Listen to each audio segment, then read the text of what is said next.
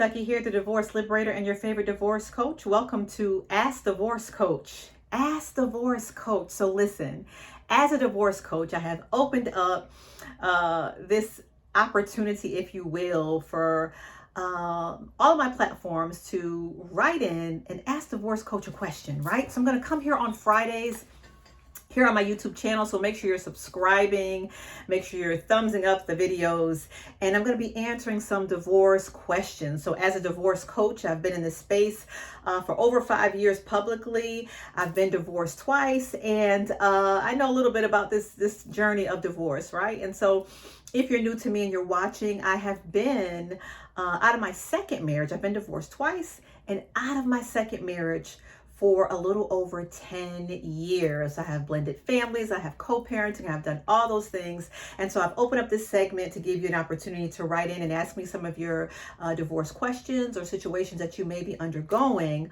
along your divorce journey. So let's jump right into it on today. Here's the first question that I have. It says this: Ask Divorce Coach. I have contacted a lawyer and she is waiting for me to get back to her when I am ready. I am ready now, but once I file, I have no place to go. I have to stay in my house with my husband. What should I do? Stay until I can find an apartment? So this is a very common question. I've actually had a couple of clients of mine that I have worked with and coached through over the years who have actually lived in the same space with their spouse or ex-spouse, actually even after the divorce was final, right? So the situation varies from case to case. But the first thing that I want to say before I dive into this information and share is that, one, I am not an attorney. I am not, providing any type of legal advice. I do not have the authority to do that. One of the things that I do know is that the laws vary from state to state when we talk about divorce. The laws vary from state to state.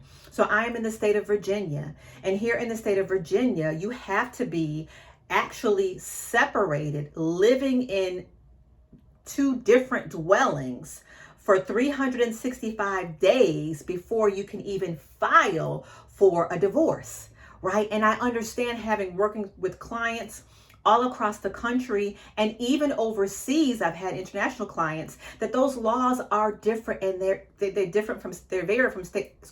vary from state to state and country to country.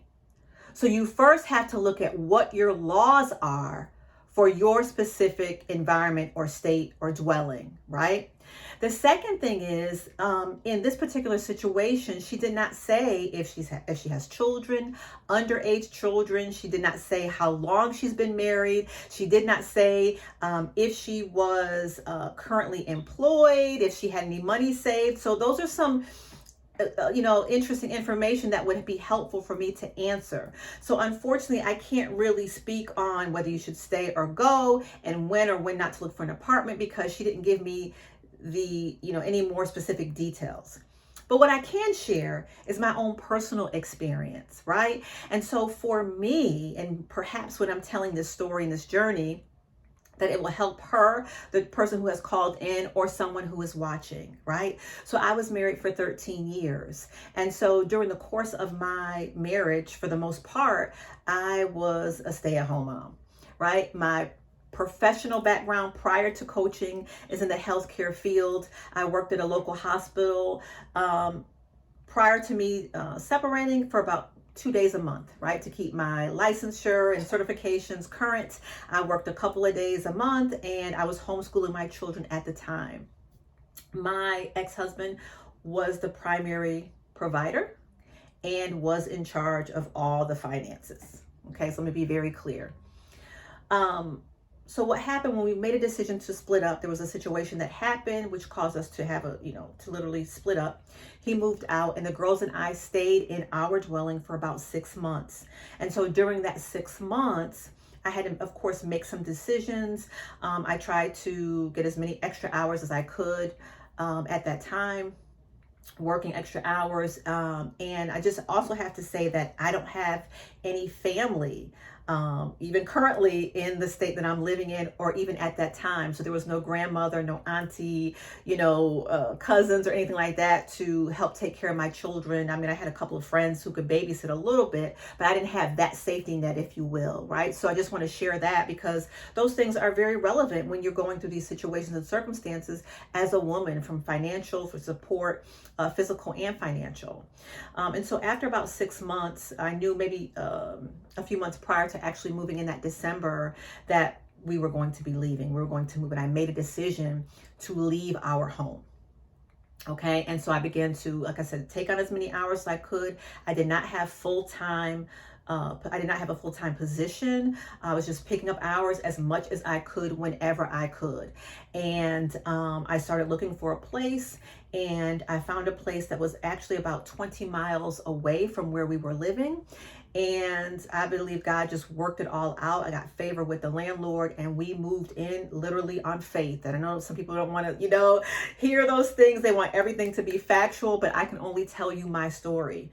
And so we moved here. I continued to homeschool my children and continue to get as many hours as I could. I did not land a full-time job really until a year and a half later that I land a actual full-time job with benefits. So I was picking up a lot of hours and just doing what I could do.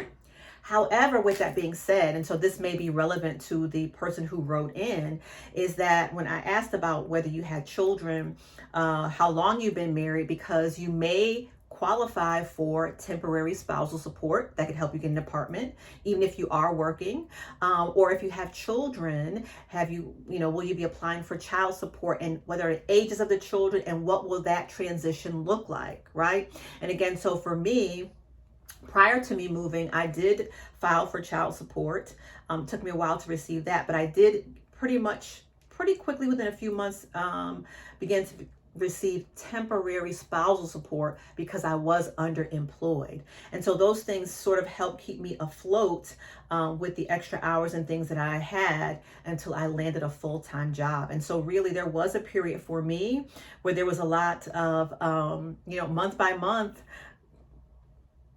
go as you go kind of situation. And I know that's not comfortable for everyone, but that was the way I had to go about it because it was a situation that I had to leave and make that step. And so here I am 10 years later. God is good. We have flourished. My daughter went to college for 2 years, and she decided to go a different route after that, my oldest child. And I still have a child who is a junior in high school right now. They were in private school, they were in sports, and so the Lord provided every step along the way. And so again, as I'm answering this question for the person who wrote in, if you'd like to write in again and add some more details so that I can give you a little more clarity on, or maybe positioning if this response does not help you, I would love to do that as well. So remember, you guys, as you're writing into askdivorcecoach@gmail.com, make sure you're giving me, some of those details that can help me sort of understand where you're at and give you my opinion, advice, or my experience along your specific situation and or circumstance. So hopefully that has been helpful for you on today. We'll be back here every Friday for Ask Divorce Coach. Ask Divorce Coach, right?